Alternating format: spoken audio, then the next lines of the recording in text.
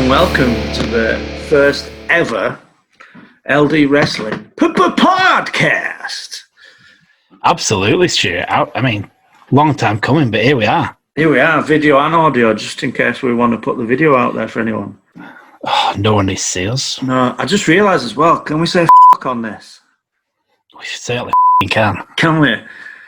Yes. Yeah, it's no very hard. bad. It's very hard for us not to say stuff like that on the radio, isn't it? Oh, we've got to be so careful. Careful, but here we are. Noel's bad. We thought we'd give it a shot, I've got my prison haircut. I know, what's happened there? I haven't. Lockdown haircut, innit, mate? Yeah. My biggest fear now, well, my two biggest fears. One, it's not going to grow back. Yeah.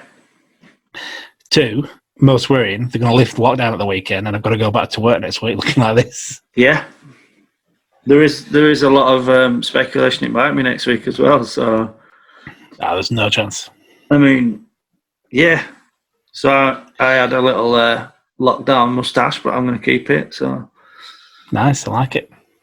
Grandmaster Glitch, as you've been renamed, eh? There he is, yeah, from the Go Jetters. So what are we doing this year? Should we tell what are we chuffing doing? So those of you that don't know, we have a weekly wrestling, the only radio show. The only UK wrestling broadcast radio show, I believe. It's true. True indeed. If we're wrong, but... No, we're proud to appear.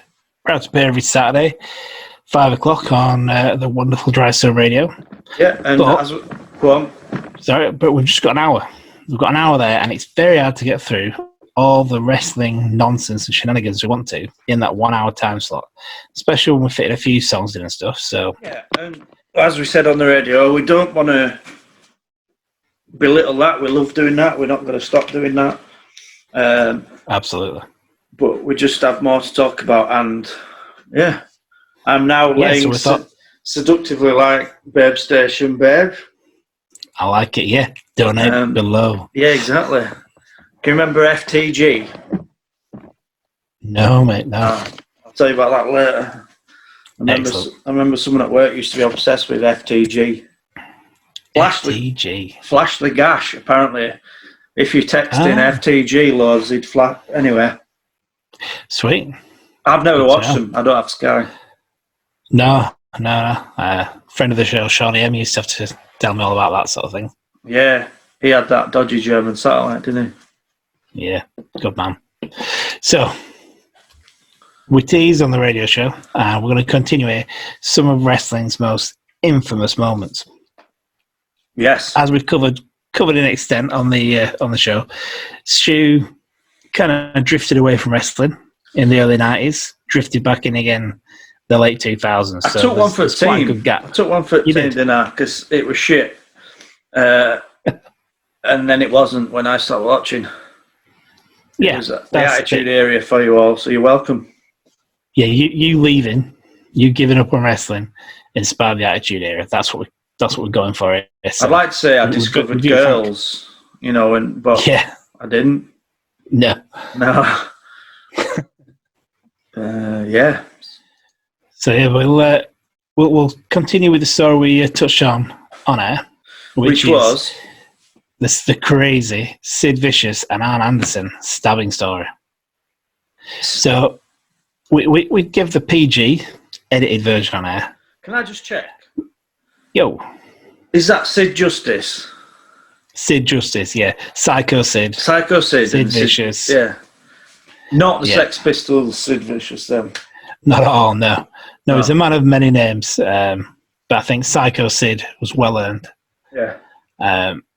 And we're going to try and combine the different versions of the stories, because depending who tells this story, and from my brief bit of research, I don't think Arn Anderson's ever given his version. Right. Interesting. But I've listened to and watched versions from Vader, Colonel Parker, Bill Dundee, Sid Vicious himself, and a few others. And I'm going to try and, because they're all so different, same basic tale, same outcome, obviously, but a few different versions of it. So the gist of it is they were coming towards the end of a very long run. Can we just say, where were they when this infamous story happened? Blackburn. This big American wrestling company. Yeah, two absolute legends of wrestling, as it were. We're in Blackburn, which is what, half an hour that road from us? Yeah, 20 minutes from my house, probs. 1993. They're in a hotel in Blackburn, and it all kicked off. So they were drinking, they were shattered, they were at the end of a massive tour, which I'm sure we can all appreciate. Been away from home, been away from your routine, plays on the mind. Rumours that Sid was a massive steroid user, and vicious rumours. Sid vicious rumours. Sid vicious rumours. Obviously, you can't get over that sort of stuff when you're on the road. It's a lot harder to hook yourself up with illegal narcotics when you're touring.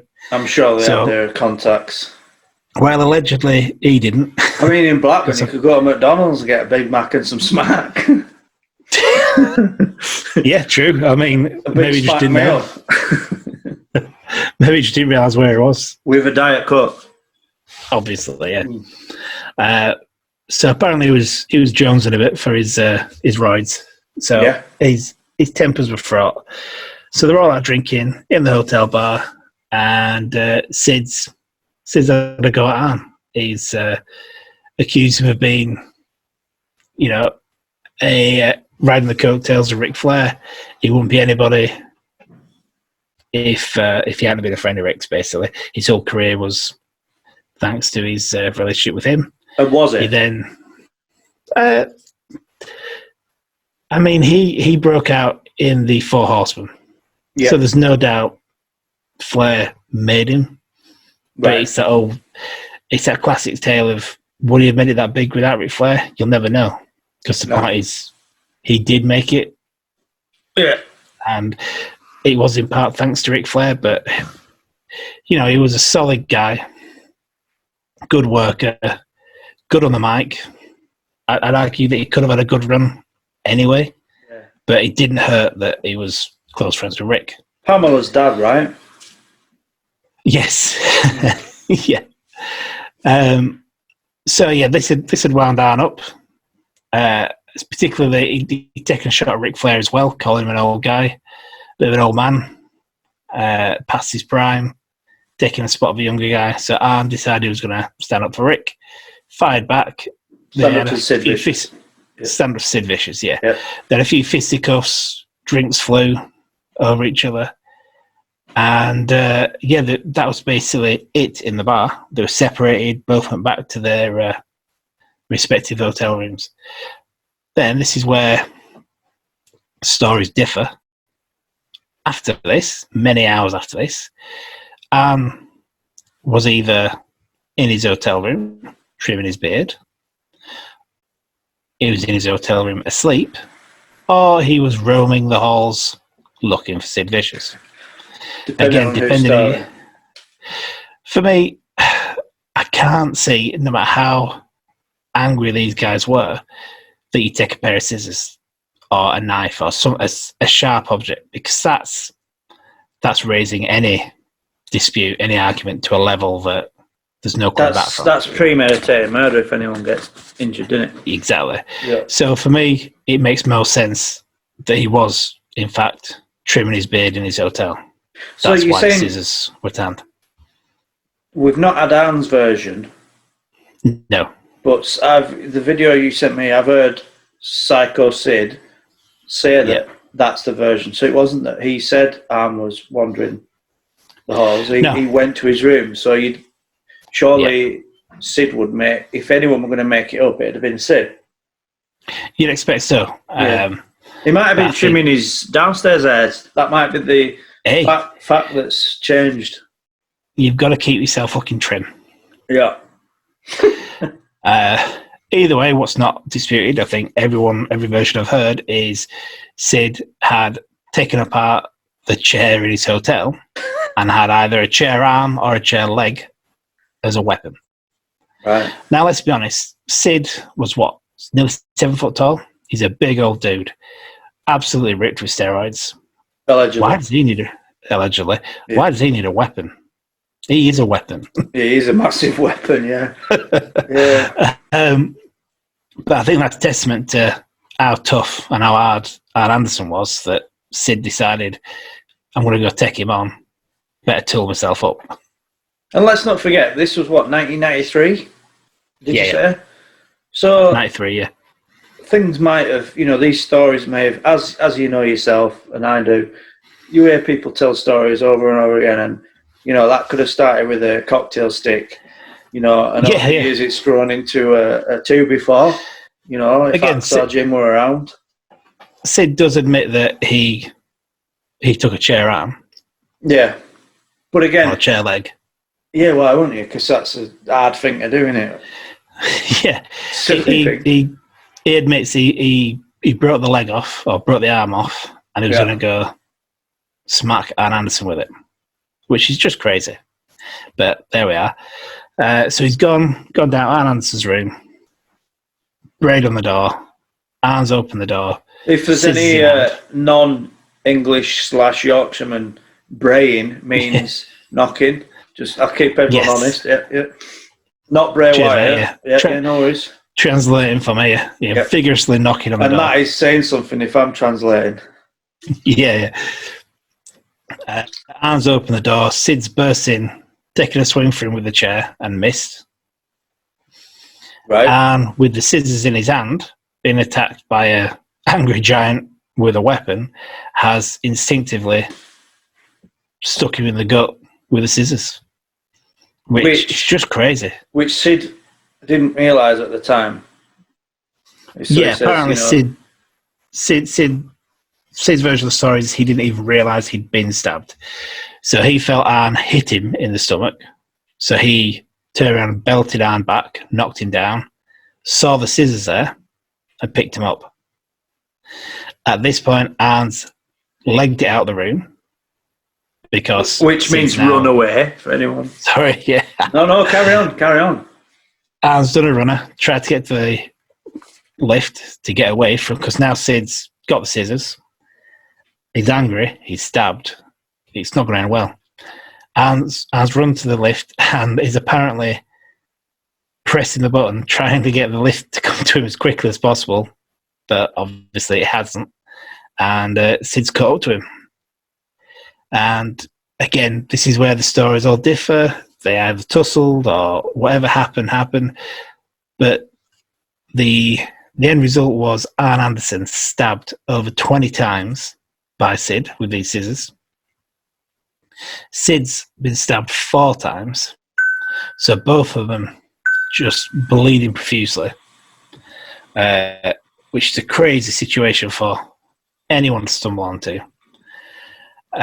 Then, as you say, Sid's been stabbed in the face, hadn't he? Apparently, 4 or 5 times around the face. He said, "Yeah, face and stomach." I think it was mainly stomach that he was stabbed. Right. But he claimed his face. Vader, again, this is another way the story slightly differs depending on who you speak to.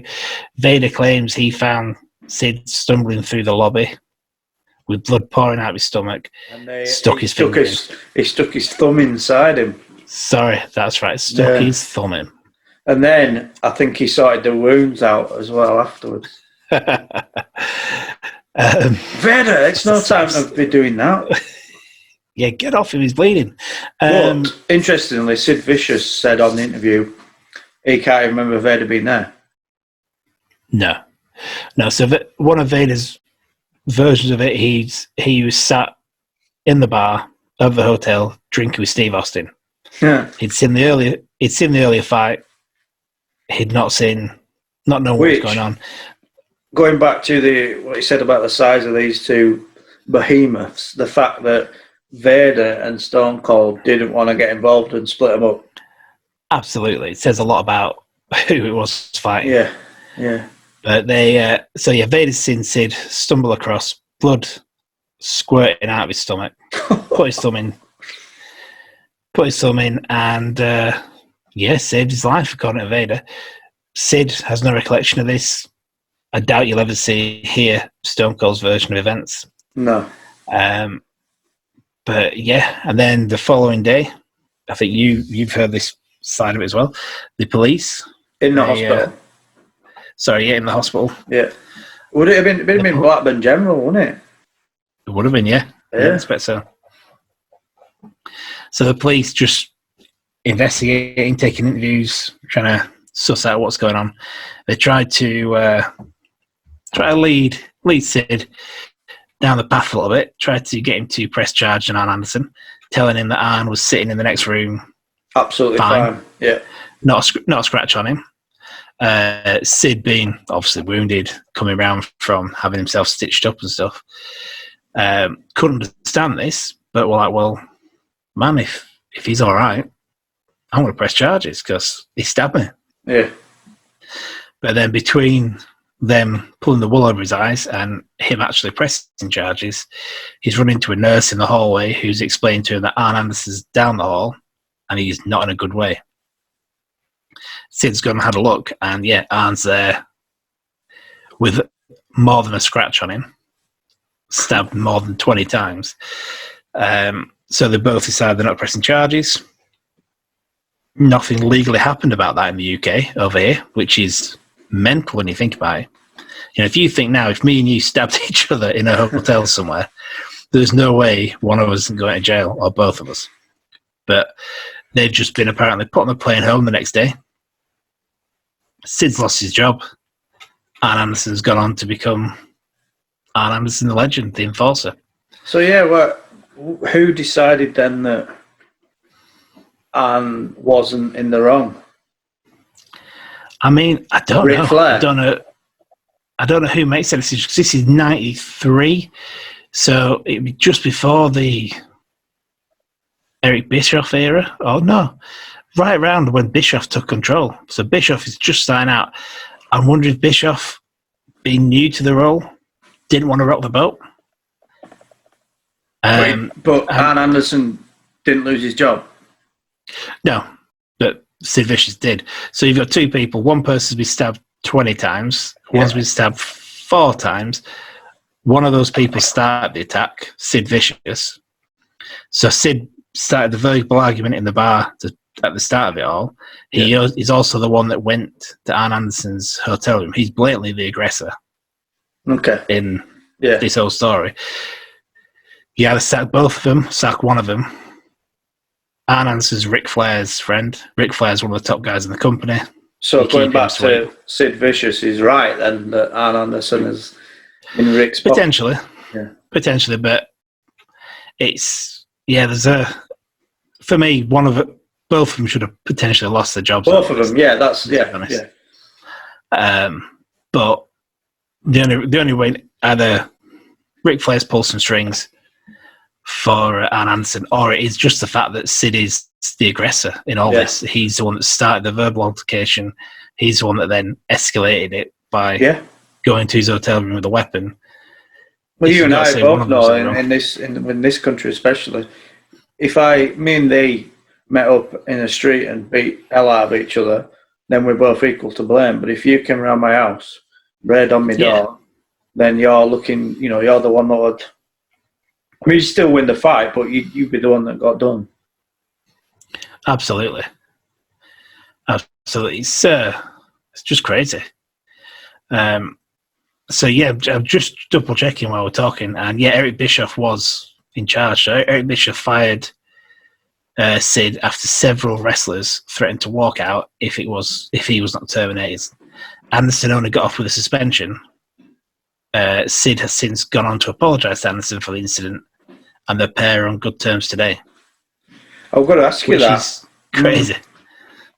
I'm going to ask you that because going back to our previous discussion a second ago, Sid is quite clearly not kind of trying to get out of it. He's talking about it that this happened, and he's not trying to deny it or anything like that. And I did wonder if they've spoken since, or if I can't imagine they'll spend Christmas together. No. But ultimately, I suppose it's an amazing story. They're both all right. Yeah. surely it's got to that point where they can laugh about it, hopefully. Yeah. And they both went on to have good careers after this, so yeah, no long-term harm was really and done. Where's Arn Anderson now? Well, where is he now? AEW. Yeah. Flying in his coach to the Nightmare Collective. Fair play to him. And Sid's happily retired. Don't forget, we're talking about scissors here that could be, little toenail scissors to trim your beard with. Yeah. Not that it makes any difference, but you could have a big pair of... I think if they'd been any bigger than that, you couldn't stab someone 20 times and them not bleed out or whatever. And that's it, especially stabbed him in the chest and stomach, which, as you say, if they were deep enough in the chest, a couple of stab wounds going to do you in it. So. Fucking hate knives. What's the point? Crazy times. Yeah. It's just such a personal and horrible shite is that. Don't be stabbing folk. So let's put that one to bed, mate. There's a t-shirt. Yeah, don't be stabbing folk. Don't be stabbing folk, yeah. Can you hear me there? My headphones just came out. No, I heard you loud and clear, mate. Hey, I tell you what, I enjoy the fact I'm not have to do any editing on this show. Yeah, it's all raw as it happens. Yeah, you're getting the full uncut. You're not getting a 10-minute preview at midnight. You're getting the full 3 hours here. However long it. So, I mean, hope you like that, guys. If you want to know more about that story, or if you know any other versions of it, get in touch. So, I have to say at this point, as we touched on, I'm the, wrestling noob, and I love hearing these stories, and Batch is this walking, talking encyclopedia. Now, he could be talking shite most of the time. He could just be making these stories up, but I love hearing and if you feel I am, call him get out. yourself on the comments, let us know. Yeah. But I do enjoy hearing these stories that happened. A lot of them pre-internet days as well, which is nice because you've read in books and stuff, haven't you? Like autobiographies. Yeah, autobiographies and all these shoot interviews they all do when they retire. It's fascinating. I love it. So I need another. We'll go, bit more lighthearted because multiple stabbing. Not funny, is it? Not a lot of fun in that. Well, we're at 20 minutes, so we'll aim for 40-ish, yeah? Good man. To an hour, all 40 to an hour. 40 to an hour. Sounds good. So, how does it fancy a little fight between Kurt Angle and Vince McMahon on an aeroplane? What could go wrong? Yeah. What could go wrong? So, this one, and I do love this, it just shows Vince's sense of humour. In all honesty, I've heard snippets of this, so it'd be good to hear it in full. I've heard people reference it, and so Vince famously he loves to one-up people. He's the ultimate alpha male type guy. He has to be top dog. Yeah. So there's the stories which we won't touch on in this, but we might touch on in another podcast. If you want to hear it, let us know. Where he tries to best Mark Henry, world's strongest man in powerlifting. Because why wouldn't you? This one, he booked an angle on Kurt Angle on Monday Night Raw. Another angle. See what I did there. For him to attack Kurt Angle and take him down. Now, this was a big thing because in Angle's amateur wrestling career, no one had ever managed to do that. No one's ever taken him down. So Vince booked himself to do it on Raw. To which... Of course he did. Kurt Angle had to let him do it. He then held it over him from that point on. Yeah. Every time he got a chance, he let Kurt know that he was the first person to ever take him down. Even though it's story, he had to do it. Doesn't matter. Always happened. Remember, Angle, I'm the only one who's ever taken you down. That was his go-to. So, fast forward, this is another story emanating in the UK. Really? Something about the UK that sends them all wild. No comment. Just realised that. No comment. And in fact, the next story I want to talk about as well is playing around from the UK. But anyway, we'll get to that one next. So they've just finished a run in the UK. I believe they'd done a pay-per-view that night. And the main event was Austin versus The Undertaker, which ended up with The Undertaker getting busted open, knocked out a little bit. Is that the next Not story? intentional. No. This just it plays into this story. That's Right, awesome. okay. Just setting the scene. Setting the scene. You know, colour. Putting a bit of a background on there. We've got time. Set the scene, mate. We have. So the main event of the pay-per-view, Austin and Undertaker, they'd gone at it. Austin had been busted open, knocked himself out slightly. Sorry, Undertaker had been knocked out slightly. In a ring, not a... In the ring, yeah. Just a bit of a botch move. Nothing sinister, just it happens. But the plane was booked right after the pay-per-view. So Taker and Austin, and I've heard this from Austin's side of things, they had no time to even shower or anything. They literally ran backstage, put on the street clothes, straight out to the bus, the plane. Leg it, exactly. Yeah. So Taker's still cut open, just trying to keep it together to get home, to get sewn up or whatever. But he's woozy. He's apparently necked a bottle of Jack Daniels to sort the pain out, which right after being knocked out and a possible concussion. Very sensible. The wisest move. Yeah. But hey, I'm not going to criticise him. He's the dead man. Ever. No. So Taker's sat on this plane, drifting in and out of consciousness. That's him.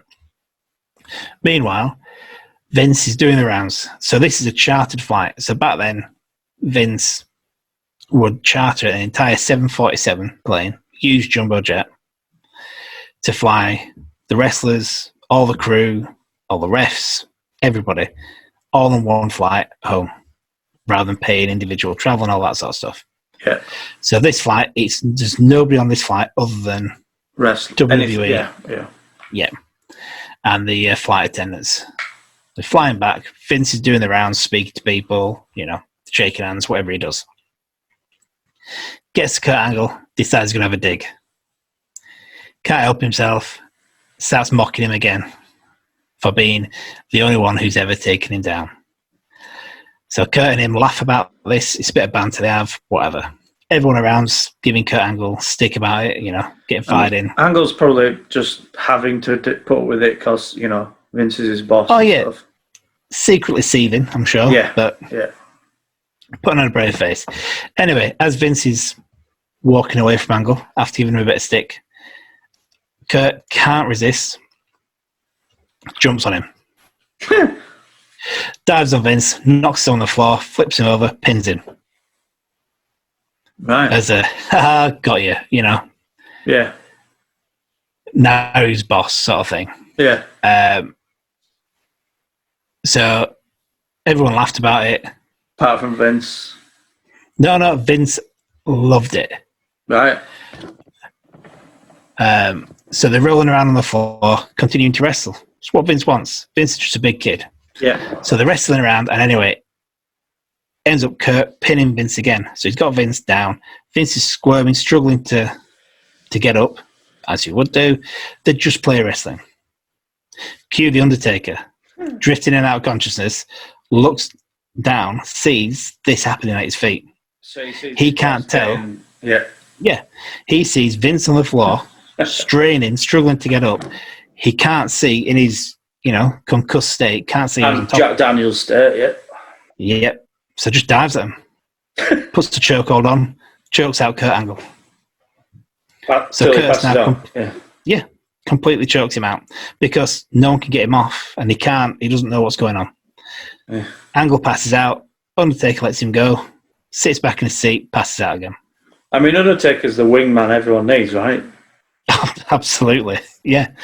Kurt Angle comes round, not knowing what's going on. Vince stood over him, big smile on his face. Vince is loving this.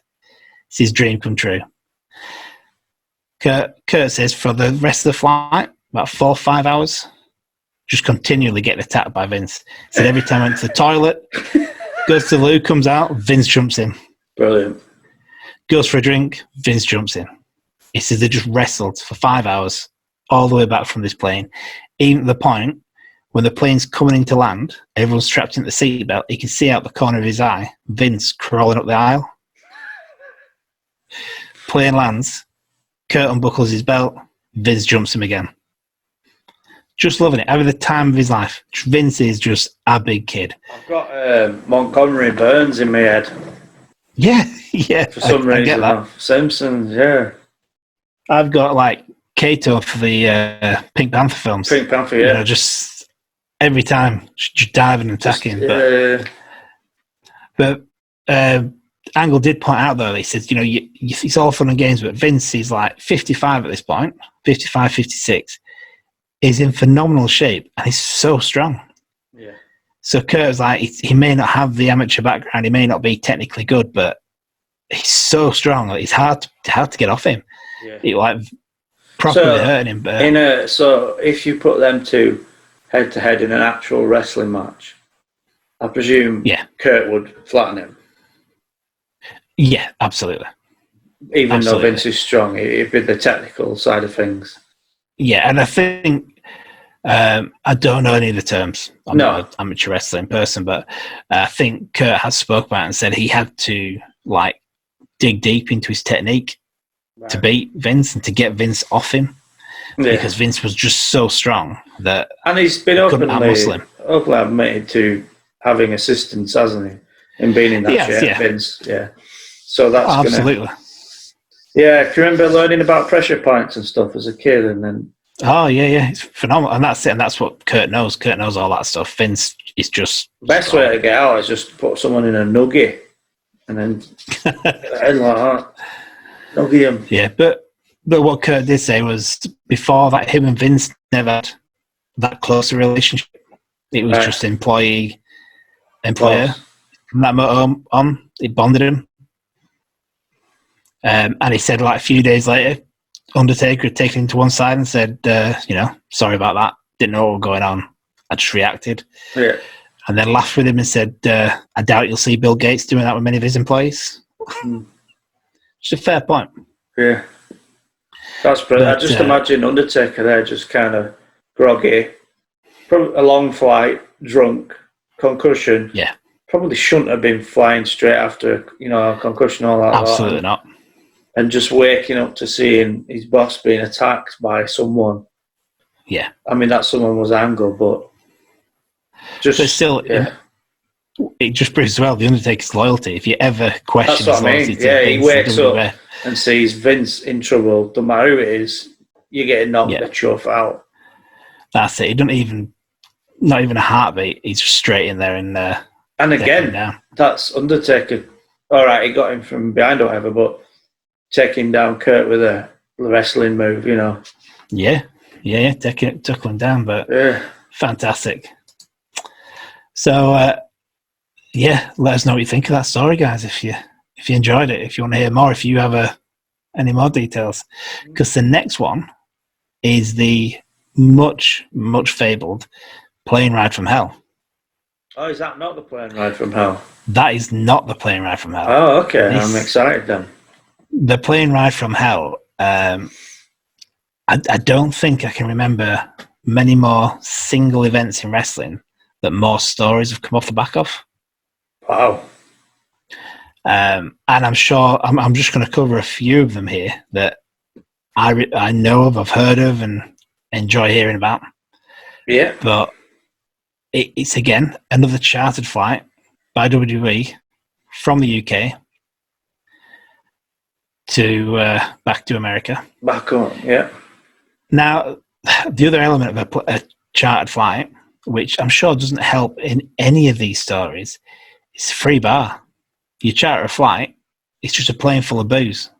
Is it? You're paying for everything on there, so you just get whatever's on there. Right. Absolutely. And other than CM Punk, I don't think there's many wrestlers out there who ever turn a drink down. No. Especially a free one. So I'm just going to go through the names of a few of the guys who are on this plane ride. So when's this then? When is it? When? This was 2002. Can you share your screen with me? No. Oh, okay. I'm just trying to figure out just how long we've been in lockdown. Actually, we're recording this 6th of May. I've just looked up when the plane ride from hell was. 5th of May 2002. Well, there you go. We're almost 18 years to the day. Jimmy Crickets. How scary is that? So once again, chartered a flight. So on this plane, you've got Sean Waltman, 123 Kid. Yep. You're throwing that in there for me, the 123 Kid reference. So everyone else is expat, right? Absolutely. Yeah. Renowned for being a drinker, lunatic, and a prankster. Knob, yeah. Basically. Yeah. You got Mr. Perfect, again, another fabled prankster. Yeah. Love to rib the guys. Got Brock Lesnar, back when he was brand new, bit of a kid. Ric Flair, not shy of a drinker too. Goldust, got his drink problems. Was it? Scott Hall, again. We should have spoke about Scott Hall on the radio show earlier. Did you see his Twitter activity? Yeah. Where it looks like he's been banned or something. No, he's disabled his account. He's done it voluntarily, but... okay. So telling someone, get a personality transplant, you stupid bitch, or something. Exactly. I'm guessing everything he does, any of them do, if you try to, then it's representative of their views, isn't it? So absolutely, yeah. I feel for Scott. He's going to pass. Right. Well, he's got his demons, and I think him leaving Twitter is probably good for him. Right. Another guy. Sorry, digressing. No, it's okay, not at all. Michael Pierce Hayes from the Fabulous Freebirds. We spoke about him briefly before on the show, but again, drinker, renowned character, shall we say? Okay. Who else have we got on here? There's some other important people.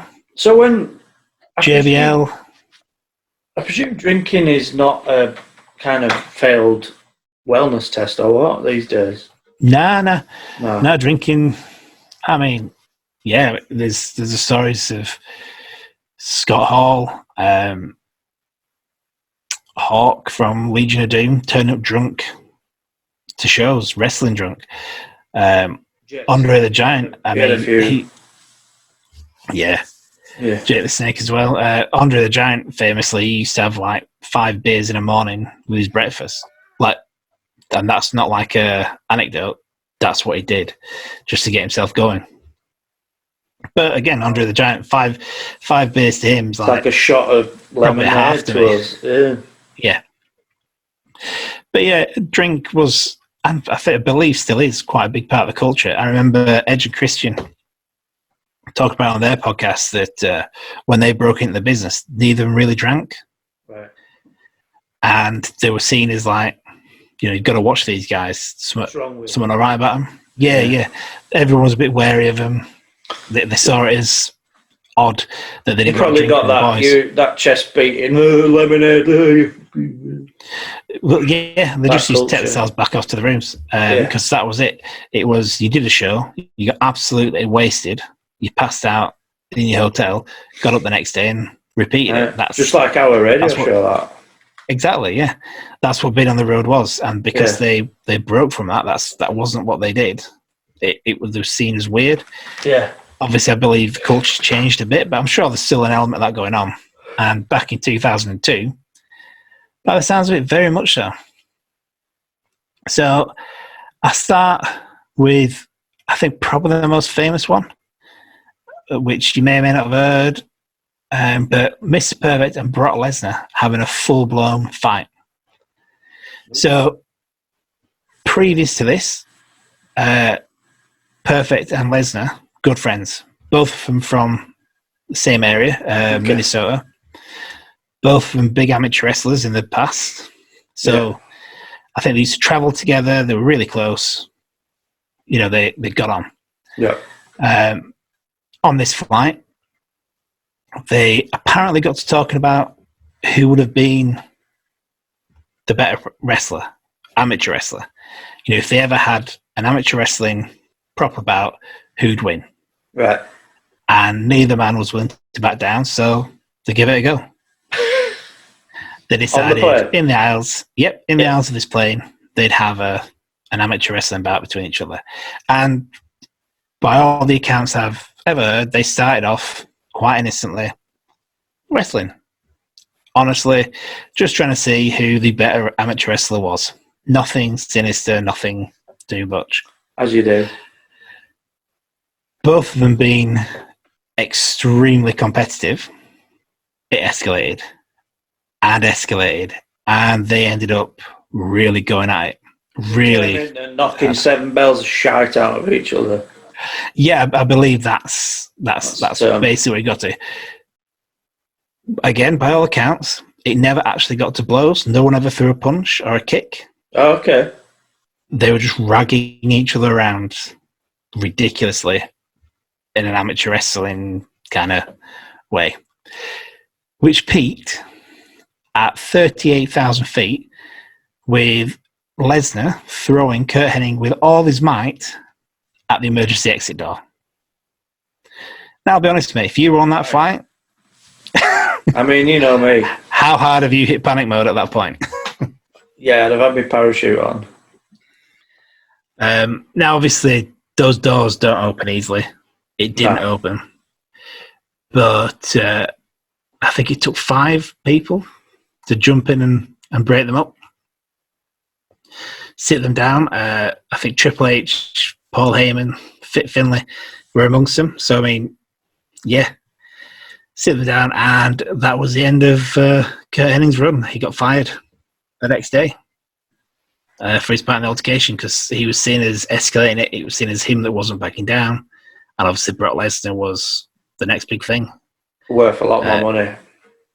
Well, at the time, I think he was still up and coming, but I think people see what he was going to be. And unfortunately, Mr. Perfect had his reputation. I think, unless I'm mistaken, I think within a year of this, he passed away. So very sad. Mm. But what an incredible sight that must have been if for the poor stewardesses on this flight, seeing these two absolute monsters throwing each other about. Yeah. Absolutely. Speaking of sights for the stewardesses, you see what I've done there? A little bit of a segue. Like it. 2 of them pressed sexual harassment charges, full legal sexual harassment charges, against a certain Mr. Ric Flair. Really? At one point... Sorry, I sounded too surprised then. Can I do that bit again? You did. No. And I apologise for laughing. I don't find sexual harassment funny. Absolutely not. Just the way this story plays out, it's Ric Flair. What can I tell you? That was my reaction too. He's renowned for it, allegedly. Yeah. So, I mean, I don't know. Ric Flair's date of birth is 2002, so I want to say it'd be about 100. Either pushing 60 or over 60 at the time. He's taken himself off to the toilets, got changed into one of his robes, his famous wrestling ring robes, which, nothing wrong with that, you might say.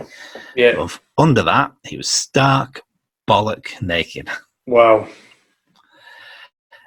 So he's strutting down the middle of the aisle, wearing nothing but a smile in his robe, flashing to all the stewardesses, shaking all he's got to him, giving the woo. Of course he was. 2002, did you say? 2002. Yeah, we're 53. Is that all? Yeah. Still. I mean, yeah. Yeah. So, yeah, he's apparently shaking everything he's got, giving him the woo. He'll have had his saggy mood spot at that point, won't he? A terrifying sight. By all accounts, but hey. I mean, I've never understood the urge for anyone to do that anyway, but come on. Poor stewardesses must have been absolute. I'm quitting. Yeah. Oh, definitely. Mm. One of the stewardesses, I don't know how they felt. Yeah. Well, one of the other wrestlers, Dustin Rhodes, aka Goldust. Can I just point out, he liked our tweet last week. Good man. Big fan of his. Fortunately, this was back in his drinking days, by the last sounds of it. He told one of the flight attendants that sued Rick that you and me are going to fuck. Right. Which I'm laughing at how you said that, by the way. We're putting in all these small prints, like if you don't like it, that's fine. This is quotes. These are allegedly Dustin Rhodes' words, not mine, to this poor flight attendant. And then later in the flight, smashed off his face, very much in wedding singer style, he got the PA system of the plane and started to serenade his ex-wife, Terry Runnels, who was also on the plane. I don't know if you've ever... Terry Runnels, she was a wrestling manager. She was Goldust manager back in the day. Right. And obviously wife. Until, I think, good old JR stepped in and put an end to that tirade.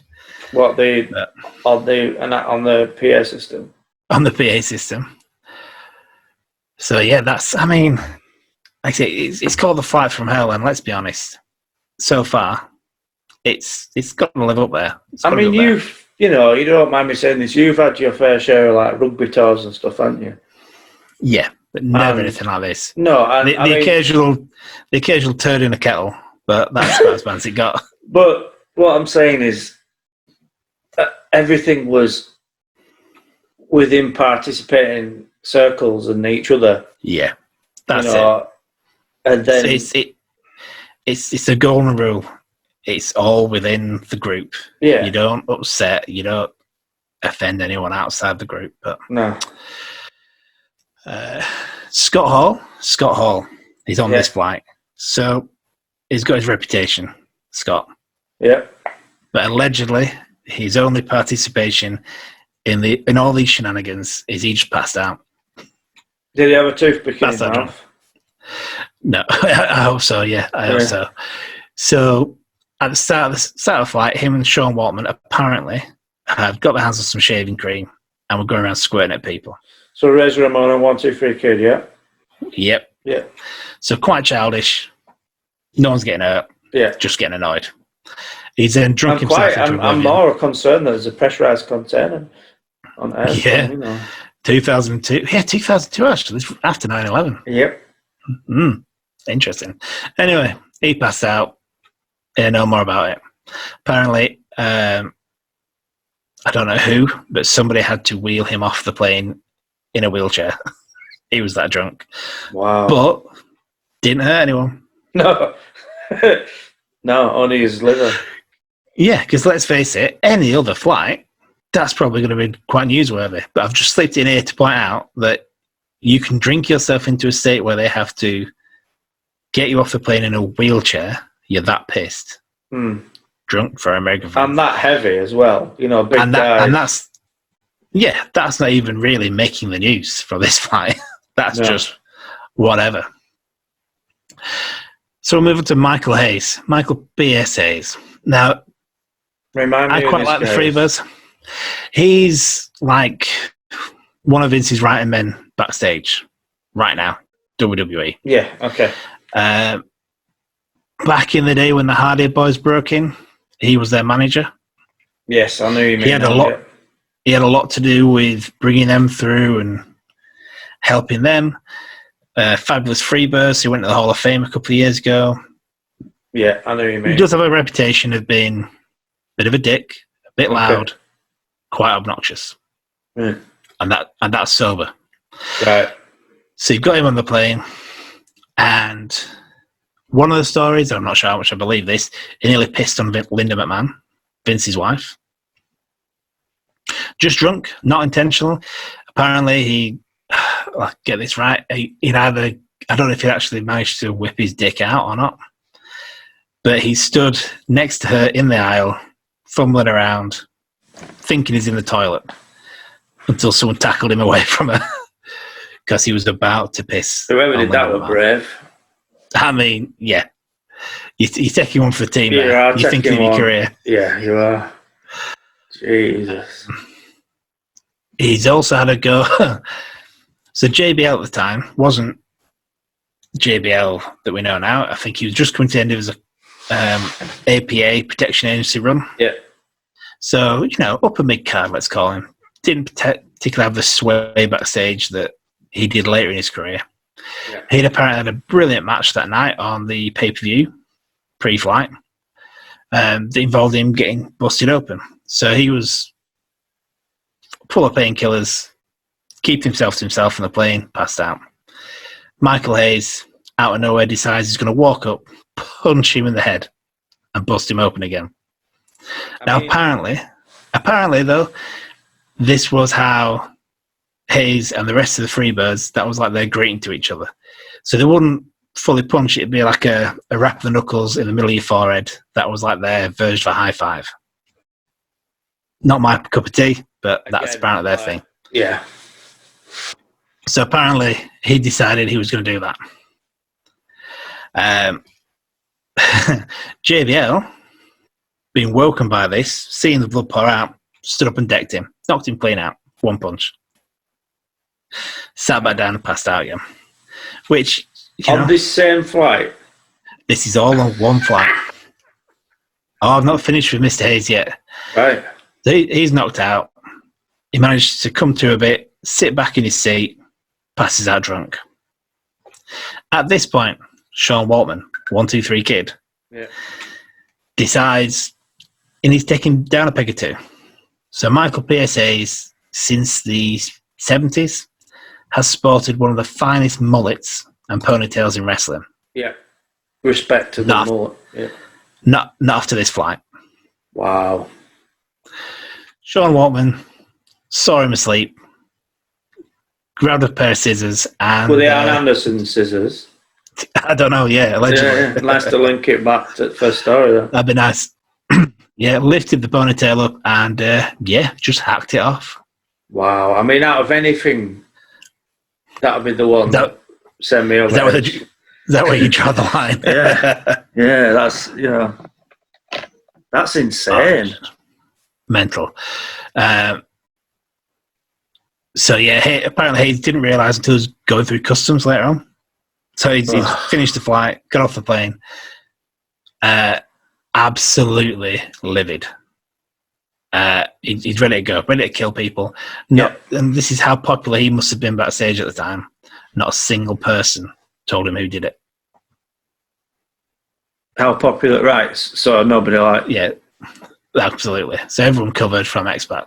Covered for X-Pac. And that probably elevated X-Pac to next level, Absolutely.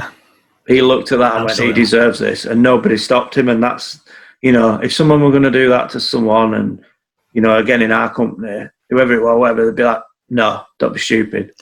Nobody stopped him. So no, everyone was just like, crack on, he'd borrow my scissors. Pulled him out of Sid Vicious's stomach. Just give him a quick wipe. But absolutely crazy. And I'm sure there's probably stories that I've missed, but those are my highlights from that plane ride. Right. Absolute insanity. And then, wrestlers now wonder why WWE doesn't cover travel, doesn't charter planes for him. Right. I've ordered those boys. It's like at school we couldn't go on a European trip because the year before they'd all got doped up and some try to bring drugs back in the country, so we couldn't go. No, that's it. You get punished for the previous lot. So, Batch, we're kind of coming to a close already. Yeah, I think so. And I'll be honest, as far as famous wrestling stories go, we barely scraped the surface there, mate. Really? But there's a lot of famous stories. I mean, you mentioned one to me before we started, the famous Bruiser Brody murder. Yeah. That's an hour in itself there. So we've got a lot of stuff to go to. This all kind of stemmed from we did a radio special, Chris Benoit, the in-ring career of Chris Benoit, which, let's be honest, Absolutely. if you're watching or listening to this podcast, you've already heard that show because there's only a few of you. So thanks. I just realised if we do put this out on video, you are sat in the UK Performance Centre. Are you all right with that? Yeah, that's fine by me. Yeah. So it stemmed from that, and I remember when I think our friend of the show, Rob, who gets a mention in the first podcast, he put a Twitter poll out on basically the worst, the dark sides of wrestling, which is the worst, and obviously without mentioning Benoit, like what's next, and a lot of people have mentioned this stabbing that took place, and that's where that came from, and I've not heard of that. And then when you said about Sid Vicious getting a thumb inside him and being stabbed as well. That so we just thought we'd open up, because I genuinely love hearing all these stories. All right, Batch could be making them up, but the stuff. It's like the other side of rock and roll, isn't it? You see a band on stage, that's only half of it. Not these days, but the classics, the old schoolers, and a lot of it is probably unacceptable behaviour, but it's not me that's doing it, so I'm all right with that, as long as no one else is getting. Unfortunately, you get victims like the flight attendants and stuff like that, but times were different. It's not right. It's never right to do shit like that, but it's quite interesting to hear these rich superstars. Absolutely. And if you want to hear more, guys, you know what to do. Hit the subscribe button. Yeah. Follow us on the various social medias and check out our website. Yeah. And I believe the next episode we're going to do is going to be featuring our next guest on the show. Yeah. Yeah, Raging Mighty Rose. Raging Mighty Rose, if we can calm him down. Yeah, try and chill him out. He doesn't, to be fair, he doesn't know we're going to involve him in the podcast yet. He knows he's coming on the radio show. But if we prep him too much, he might explode. But if we just kind of... Yeah, we don't want to tip him over the edge. No, and where it stemmed from is our other friend from show, Rob. We recorded, I remember we were up at the radio station, we recorded 40 minutes for the show, and then you two, with minimal interjection from me, spent maybe 2 hours talking absolute wonderful wrestling. And I was just like, we could have just recorded this and put this out as a podcast. So that's what we're doing. Absolutely. We're going to aim for at least once a month. There may be more than that, depending on the content we get through and guests. There might be less as well. No, we'll make sure. Okay. We'll promise you at least once a month, guys. And with guests and who knows. So if there's anything you want to hear, any stories you think we should cover, get in touch, let us know. And we'll see you next time, guys, with Raging Mighty Rose and the LD Wrestling Show podcast. Take it easy, Batch. Take it easy, viewers. All the best. Bye.